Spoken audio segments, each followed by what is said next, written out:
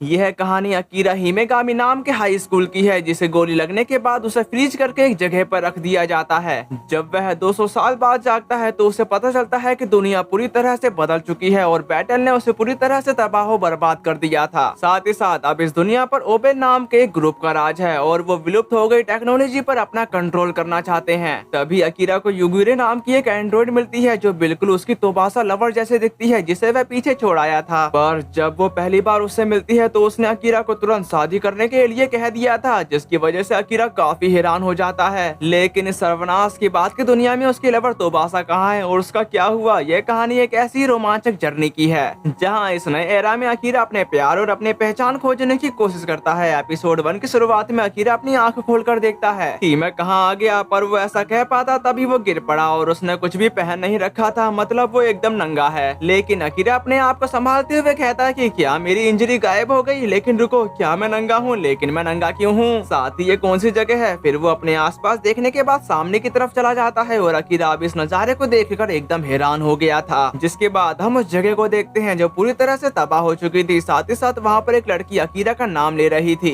अब इसे हमारे प्रोटैगोनिस्ट का नाम कैसे पता है? अगर मैंने ये बता दिया तो स्पॉइलर हो जाएगा। दूसरी तरफ अकीरा अपनी सिटी की ऐसी हालत को देखकर कह रहा था, आखिरकार ये क्या हो रहा है? लगता है इस समय मैं सपना देख रहा हूँ। और ये वो अभी कह ही रहा था तभी एक पत्थर उसके टंटोले पे जा लगा, जिससे उसे पता चल गया था कि यह कोई सपना नहीं है। तभी वो और कुछ याद करने की कोशिश करता है, पर अकीरा ऐसा नहीं कर पाता, जो देखकर वो कहा कि क्या मैंने अपनी याददाश्त खो दी और मैं वहाँ से नीचे गिरा है ना? वैसे ये किसी तरह का मेडिकल कैप्सूल लगता है। उसी वक्त वहाँ पर दो पर्सन आते के साथ अपनी ही भाषा में कुछ कह रहे थे। तभी अकीरा उनके बारे में पूछता है कि तुम कौन हो? तभी वो पर्सन अकीरा को बताने लगा था कि वहाँ पर एक अर्थक्वेक आया, जिसके कारण रूम्स कोलैप्स हो गया। हम परेशान थे, इसलिए हम यह मेक श्योर करने आए कि आप ठीक हैं। पर वो बच्ची हंसते हुए कह रही होती है, इस लड़के का तो केला बाहर आ रहा है। पर वो बंदा तुरंत उसका मुंह बंद करते हुए बोला, प्लीज मेरी बेटी को माफ कर देना, उसके पास कोई मैनर्स नहीं है। उसकी ऐसी बातों को सुनकर अकीरा उनसे कुछ भी कह पाता उससे पहले ही वो बेहोश हो गया था। अब बात करें कि ये लोग अकीरा को कैसे जानते हैं। और ये लोग अकीरा को लॉर्ड वाइजन कह के पुकारते हैं और ये किसी आदमी का नाम नहीं है। इसका मतलब है कि ये लोग पीढ़ियों से अकीरा के बारे में किसी न किसी तरह से जानते हैं, क्योंकि ये लोग किसी माइथोलॉजी पर विश्वास रखते थे। इसी वजह से उनकी कई जनरेशन अकीरा की देख रेख करने आती थी। पर अब वो जाग चुका है तो हम देखते हैं कि अब आगे क्या होने वाला है। इसके बाद यहाँ से एक करवा की तरफ आ गया था, जहाँ पर वो लोग उसे अपने विलेज की तरफ ले जा रहे होते हैं। तभी इधी सवाल करती है, क्या वाइजन ठीक हो जाएगा? अपनी बेटी के सवाल का जवाब देते हुए विलेज का चीफ विया बताता है, ऐसा लगता है कि वह इंजर्ड नहीं है। साथ ही साथ अकीरा ने अपनी आंख खोल ली थी, जिसके बारे में इधी ने अपने फादर को बता दिया था, जो सुनकर विया उसकी हालत के बारे में पूछता है। पर अकीरा उन दोनों को अच्छे से देखने के बाद बताता कि मेरी मदद करने के लिए शुक्रिया, लेकिन मुझे माफ करना, क्योंकि मुझे लगता है कि आप मुझे कोई और समझ रहे हैं और मेरा नाम अकीरा हिमेगामी है। जो सुनकर विया बोलता है, अरे लॉर्ड अकीरा, आप ये क्या कह रहे हैं? माफ करें, वैसे मैं आगे वाले विलेज का चीफ हूँ। मेरा नाम विया है और यह मेरी बेटी इधी है। उसी वक्त अकीरा सवाल करता है कि और ये वाइजन क्या है? जिस पर वो उसके सवाल का जवाब देते हुए कहता कि हमारे गांव के एंसेस्टर ने उन्हें रून्स के एक डिवाइन बीइंग के रूप में एस्टेब्लिश किया था,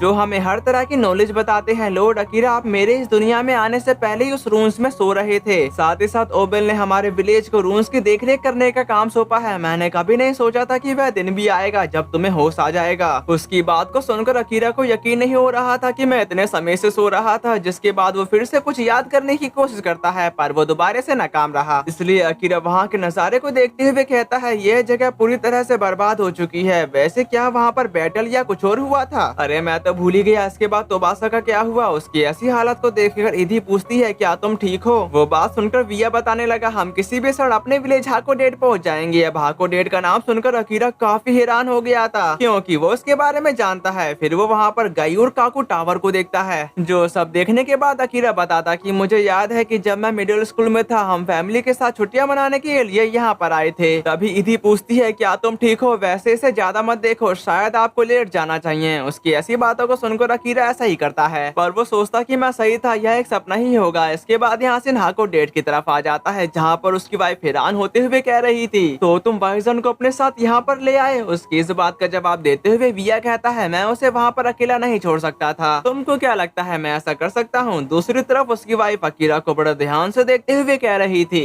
यह तो फ्रेश वाइजन है। उसी वक्त अकीरा उठ गया था, पर वो पूछ रहा था कि मैं कहाँ पर हूँ। इस पे विया बताता कि मेरे घर पर उसकी वाइफ अकीरा को आराम से उठने को कह रही थी, जो सुनकर अकीरा अपनी बॉडी की मूवमेंट करते हुए कहता है यह ठीक ठाक है, अब मैं बेहतर फील कर रहा हूँ। पर यह अजीब बात है। उसकी ऐसी बातों को सुनकर विया की वाइफ काफी खुश होते हुए बताती है हमारा हम्बल रेजिडेंस कुछ खास नहीं है, लेकिन हम निश्चित रूप से आपको घर जैसा फील कराने की पूरी कोशिश करेंगे। जिसके बाद हम रात का सीन देखते हैं जहाँ पर विया अकीरा की बातों को सुनकर कह रहा था उस समय की टेक्नोलॉजी इतनी एडवांस थी उस कॉमन एरा के दौरान जिसकी आपने अभी बात की। साथ ही साथ उसकी वाइफ कहती है यह विश्वास करना काफी मुश्किल है कि ऐसी चीजें भी अस्तित्व में थी। जिस बात का जवाब देते हुए एक बंदे का कहना है लॉर्ड अकीरा खुद इस बात का प्रूफ है कि यह सच है। उन सबकी ऐसी बातों को सुनकर अकीरा कहा कि आप लोगों के विचार से मैं कितनी देर तक सो रहा था। जिस पर विया बताता है मुझे डर है कि तुम इसे नहीं जान पाओगे और यह एक्सेप्ट करना काफी शर्मनाक होगा, लेकिन क्योंकि हम किसान हैं इसलिए हमारे पास हिस्ट्री तक पहुंचने का अधिकार नहीं है। तभी वो बंदा चीफ के कानों में कहता है सुनो यार, यह पूरी तरह से रैली को संभालने के समान ही है। साथ ही दूसरा पर्सन भी कहा वह सही कह रहा है, इसकी रिपोर्ट ना करना जोखिम भरा हो सकता है। जो सुनकर अकीरा उस रिपोर्ट के बारे में सवाल करता है जिसपे वो बंदा बस एक शब्द कहता है ओबेल। अब ये सुनकर अकीरा का कहना है क्या वह कोई पर्सन है। इस पे विया मना करते हुए कहता है कि इसका मतलब उस यूनिफाइड इंस्टीट्यूशन से है जो वर्ल्ड पर रूल करता है। दूसरी तरफ अकीरा हैरान होते हुए पूछता है जापान के बारे में क्या और उस कंट्री का क्या हुआ। जिस बात का जवाब देते हुए विया बताता कि पुराने दिनों में लैंड के एरिया को यही कहा जाता था। ओबल ने रीजनल गवर्नमेंट के नेशन फॉर्म को ब्रेक डाउन कर दिया। जो सुनकर अकीरा अपने मन में कहा तो क्या इस ओबल ऑर्गेनाइजेशन के पास पूरी कंट्री से ज्यादा पावर है। दूसरी तरफ विया अपनी बात को कंटिन्यू करते हुए बताते हैं यह ओबल एडमिनिस्ट्रेशन के कारण है कि हमने विश्व शांति हासिल कर ली है और वार का एंड कर दिया है। उसकी ऐसी बातों को सुनकर अकीरा भी इससे खुश था क्योंकि वार खत्म हो चुकी है। उसी वक्त इधी उसकी एज के बारे में पूछती है जिस बात का जवाब देते हुए अकीरा कहा कि मैं 18 साल का हूँ। रुको, अगर मैं सोने में बिताए गए समय को गिनूं तो, और वो आगे कुछ भी कह पाता। तभी एक बंदा चीफ से कहता कि चलो यार ओवल ब्यूरो को रिपोर्ट करें। असल में ओवल ऑर्गेनाइजेशन अकीरा के बारे में जानता है, इसलिए यह विलेज उसकी हर हरकत के बारे में ओवल को रिपोर्ट करता है। अगर वे ऐसा नहीं करेंगे तो ओवल के लोग उन्हें जान से मार देंगे। पर चीफ उसे समझाते हुए बताते हैं लॉर्ड अकीरा अभी अभी जागे हैं और उन्हें कुछ भी पता नहीं है। लेकिन वो बंदा उस पर चिल्लाते हुए समझाता है तुम बस यही चाहती हो कि वह तुमको पुराने दिनों के बारे में और ज्यादा बताए। अब ये सुनकर विया की बोलती बंद हो चुकी थी। साथ ही वो पर्सन उसे बताता है तुम तो हमारे गांव को खतरे में डाल रहे हो। याद करो उन लोगों का क्या हुआ जो रैली को छिपा रहे थे। वहाँ के इस आर्गुमेंट को सुनकर विया की वाइफ चिल्लाते हुए कहती है अरे यार अब आराम करो, मिस्टर अकीरा कुछ देर पहले ही जागे हैं और यह सब उनके लिए नया है, इसलिए हम उसकी देखभाल करेंगे जब तक वह चीजों को समझ नहीं लेता। और अब तक ओबल को जानने की जरूरत नहीं है। अब मैं कोई शिकायत नहीं सुनूंगी। और ऐसी ही बात इधी आते के साथ कह रही थी। जो सुनकर वो उसकी तारीफें करने लगी, यहाँ तक कि उसका बच्चा रोने लगा था। अपने बच्चे की रोने की आवाज को सुनकर वो उसे शांत करने लगती है। साथ ही साथ वो अकीरा को भी बताती है कि तुम चिंता मत करो, अभी यहीं पर रहो और आराम करो, ठीक है। जिस बात पर अकीरा एग्री करते हुए उनका शुक्रिया अदा करता है। फिर हम आधी रात का सीन देखते हैं जहाँ पर रिधि सो चुकी थी पर अकीरा अभी तक नहीं सोया है। पर वो उन पलों को याद करते हुए धीरे से कहता कि मुझे ट्रेडिशनल खाने की याद आ गई, उसका टेस्ट ठीक था। जो कहने के बाद वो सोने की कोशिश करने लगता है, लेकिन वो जितनी भी कोशिश कर ले उसे नींद नहीं आ रही थी।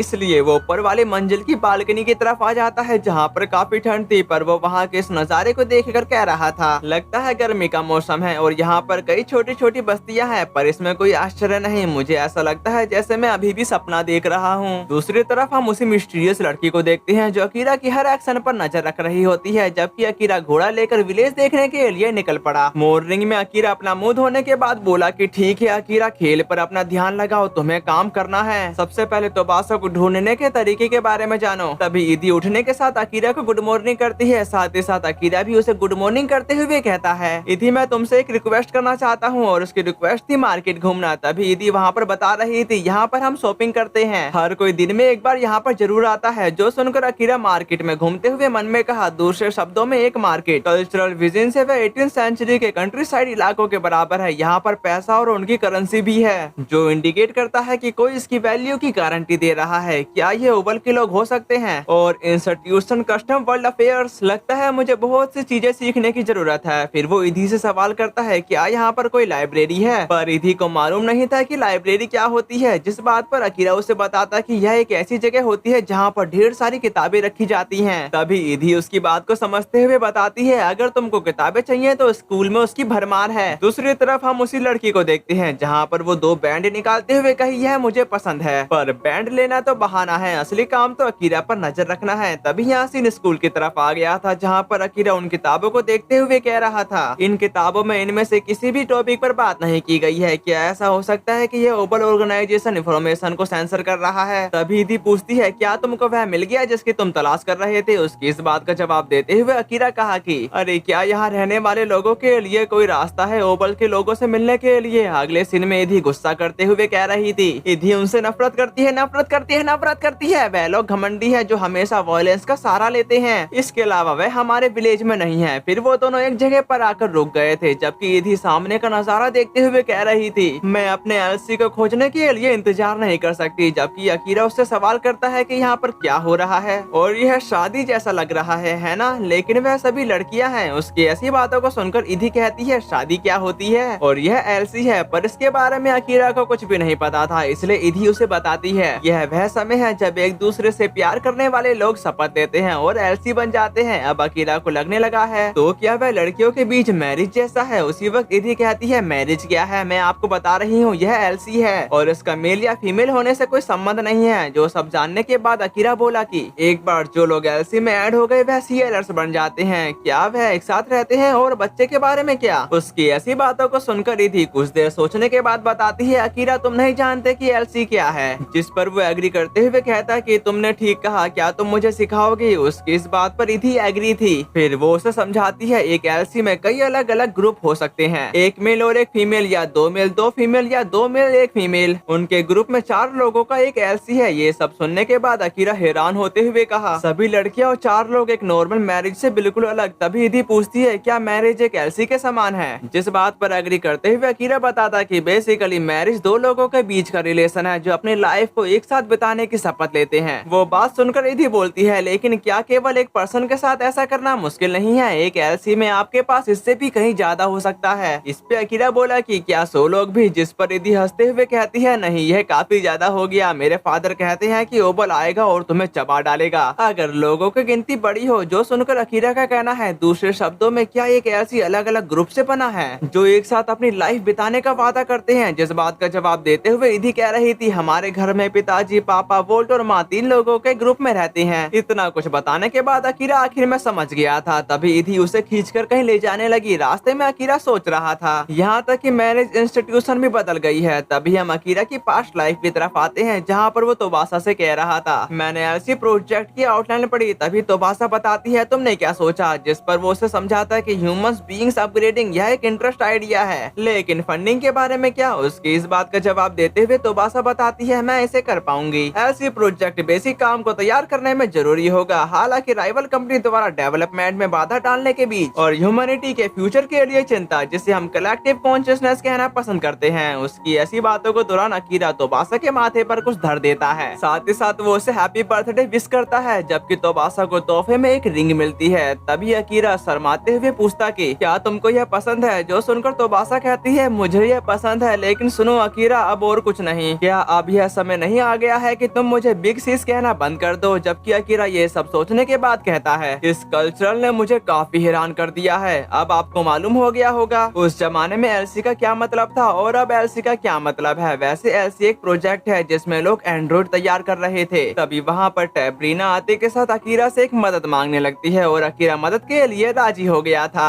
नेक्स्ट सीन में अकीरा एक ट्रैक्टर जैसी दिखने वाली मशीन को रिपेयर करते हुए कहता कि मैं प्रॉब्लम समझ गया, जबकि विया उससे पूछ रहा था, क्या आप इसकी मरम्मत कर सकते हो? जिस पर एग्री करते हुए अकीरा कहा कि मुझे पता है कि इसका कारण क्या है, इसलिए मुझे लगता है कि मैं इसका पता लगा सकता हूँ। कुछ देर ऐसे लगे रहने के बाद अकीरा ने ट्रैक्टर को ठीक कर दिया था, जो देखकर वो लोग उसकी तारीफें करने लगे थे। उसी वक्त वहाँ पर कमिश्नर कैसिन आ जाता है और ये ओबल ऑर्गेनाइजेशन की हाई पोस्ट पर है। साथ ही इसको बुलाया है इस बंदे ने, क्योंकि उसको लगता है कि अकीरा की वजह से हमारा विलेज खतरे में पड़ सकता है। पर वो बंदा अकीरा की तरफ इशारा करते हुए बता देता है कि वो ये रहा। तभी टैब्रीना उससे पूछती है, तुम ये कैसे कर सकते हो? जबकि कनिष अकीरा के करीब आते हुए कहा, मैं समझ गया, तो तुम अकीरा या कुछ और हो? ऐसा लगता है वाइसन तुम्हारे लिए एकदम सही नाम है। तभी अकीरा सवाल करता है कि तुम कौन हो? इस पे कैनिस बताता है, डिस्ट्रिक्ट H427 नॉर्थ पक्रस कैनिस का ओबल कमिश्नर जनरल हूँ, लेकिन तुम मुझे ऑलमाइटी कमिश्नर कैनिस कह सकते हो। तभी वो लोग उसे हिरासत में ले लेते हैं, पर अकीरा इसका रीजन पूछ रहा था। जिस पर कैनिस बताने लगा, तुमको एंशिएंट रून्स से हासिल एक आर्कियोलॉजिकल आर्टिफैक्ट माना जाता है, इसलिए किसी भी सिविल लिबर्टी की उम्मीद मत रखना। अब ये सुनकर अकीरा उसका मतलब पूछता है, जिस पर कनिष्क जबरदस्ती करते हुए कहने लगा आर्टिफैक्ट कोई भी हो, इन्फॉर्मेशन के फ्लो पर ओवेल का कंट्रोल सबसे बेहतर है। उसकी ऐसी हरकतों को देखकर चीफ उसे रोकने की कोशिश करते हैं, लेकिन वो उस पर ही चिल्लाते हुए कहता कि इससे दूर रहो विया, आर्टिफैक्ट की रिपोर्ट ना करने के कारण तुम्हारे कर्तव्य राजद्रोह के रूप में योग्य माने जाएंगे। उसकी ऐसी बातों को सुनकर विया कुछ कह पाता उससे पहले ही कनिष्क उसे गोली मार देता है, जो सुनकर उसकी वाइफ काफी परेशान हो चुकी थी। जबकि कनिष्क अपने साथियों से कहता है बेटी को पकड़ो और अपने साथ ले चलो, मैं चाहता हूँ कि उसकी गवाही सबसे पहले उसकी खोज के लिए दी जाए। पर टैब्रीना काफी गुस्से के साथ उसे धमकाती है, मैं तुम्हें उसे छूने भी नहीं दूंगी। उसकी ऐसी बातों को सुनकर कनिष्क बताता है मुझे नहीं जाने दोगी, कितनी अजीब बात कही है। मैं तुमको बता दूं कि मैं बस अपने ड्यूटी का ईमानदारी से पालन कर रहा हूँ, इसमें अनएक्सपेक्टेबल क्या है। उसी बीच वो बंदा सामने की तरफ आते हुए कहता कि तुमने विया और इधी को हिरासत में लेने के बारे में कुछ भी नहीं कहा था। इस पे वो बताता है तुमने ठीक कहा, पर मैंने अभी अभी यह डिसीजन लिया है। उस कमीने की ऐसी बातों को सुनकर विया कह रहा था मैं रिपोर्ट करने जा रहा था जब चीजें शांत हो जाती, पर वो बंदा इलेक्ट्रिक स्टिक बाहर निकालते हुए बोला बहाने बनाना कितना शर्मनाक है। जो कहते ही उसने वो स्टिक उसकी इंजरी में घुसा दी थी, जिसकी वजह से उसकी चीखें निकलने लगती है। अब ये देखकर अकीरा परेशान हो जाता है, पर वो उसके सामने कुछ भी नहीं कर सकता। लेकिन वो कमीना दांत फाड़ फाड़ कर हंस रहा था। जिसके बाद वो लोग निकल पड़े अपनी ऑर्गेनाइजेशन की ओर। एक डब्बे के अंदर विया की हालत धीरे धीरे खराब हो रही थी। साथ ही साथ इधी अपने फादर की ऐसी हालत को देखकर रोने लगी, जो देखकर अकीरा उनसे माफी मांगते हुए कहता है यह सब मेरी गलती है। उसकी इस बात पर विया कहा तुम चिंता मत करो। ये कहते ही उसे सांस लेने में दिक्कत होने लगी। उसी वक्त ट्रेन आधे रास्ते पे आकर रुक जाती है। बाहर की तरफ कनिष्क अपने सोल्जर से कह रहा था आर्टिफैक्ट को छोड़कर बाकी सभी को उतार दो, मैं उनका खात्मा कर दूंगा। फिर मैं चाहता हूँ कि तुम तीनों हाको डेट लौट जाओ और वहाँ के सारे सोल्जर को मार डालो। उसकी ऐसी बातों को सुनकर सोल्जर पूरी तरह से एग्री था। तभी इधी और विया को ट्रेन से बाहर निकालकर एक जगह पर लाकर पटक दिया जाता है। इसके बाद कनिष्क बताता कि मैंने डिसीजन लिया है, जो भी इस आर्टिफैक्ट के बारे में जानता है उसे मार दिया जाएगा। उसकी ऐसी बातों को सुनकर अकीरा घबराते हुए कहता कि अरे इसका क्या मतलब है और तुम एक मॉन्स्टर हो। उसकी इस बात का जवाब देते हुए कनिष्क का कहना है मैं तो एक इंसान हूँ, है ना। तो प्लान यह है तुम अपने एंशिएंट नॉलेज का इस्तेमाल सही काम करने के लिए करने जा रहे हो। जो कहते ही उसने अपनी गन उनकी तरफ पॉइंट कर दी। उसकी ऐसी हरकतों को देखकर अकीरा को उस पर काफी ज्यादा गुस्सा आ रहा था। उसी वक्त वो लड़की आते के साथ अकीरा के डिब्बे को पूरी तरह से डिस्ट्रॉय कर देती है। जिसके बाद युगिरे काफी तेजी से कनिष्क के पास जाकर उसकी बैंड बजा देती है। उसकी ऐसी खतरनाक पावर को देखकर वहाँ के सारे काफी हैरान हो गए थे। दूसरी तरफ कनिष्क बुरी हालत में कहता है आखिरकार तुम हो कौन, क्या तुम्हें पता है कि मेरे रास्ते में आना कितनी बड़ी नासमझी होगी। जबकि अकीरा उससे कह रहा था तुमने हमें बचा लिया, पर तुम हो कौन। जिस बात का जवाब देते हुए युगिरे बताती है तुम अभी भी सीई जापान में फंसे हुए हो, है ना अकीरा हिमेगामी, और मैं तुम सभी को इस मुश्किल से बचा सकती हूँ। दूसरी तरफ कनिष्क चिल्लाते हुए बोलता कि उसे मार डालो अभी के अभी, मुझे उस लड़की की बॉडी चाहिए। जो सुनते ही वो सारे के सारे सोल्जर अपनी पोजीशन पर तैनात हो जाते हैं। जबकि वो लड़की अकीरा को बता रही थी मैं तुम पर एक एहसान करूंगी अगर तुम मेरी बात सुनने का वादा करो। उसकी इस बात पर एग्री करते हुए अकीरा कहता है ठीक है तुम जो चाहो मुझसे पूछ लेना, ऐसा नहीं है कि हालात इससे भी बदतर हो सकते हैं। प्लीज मुझे तुम्हारी मदद चाहिए, मुझे उन्हें बचाने के लिए तुम्हारी जरूरत है। इस पे युगिरे बताते कि ठीक है जाओ छिपने के लिए सुरक्षित जगह ढूंढो। जबकि उन लोगों ने फायरिंग शुरू कर दी थी, पर युगिरे अपने आसपास एक बैरियर क्रिएट करने के साथ साथ खुद और उन दोनों को बचा लेती है। यहाँ तक कि वही बुलेट उनकी तरफ रिवर्स करते हुए काफी सारे सोल्जर को जान से मार चुकी।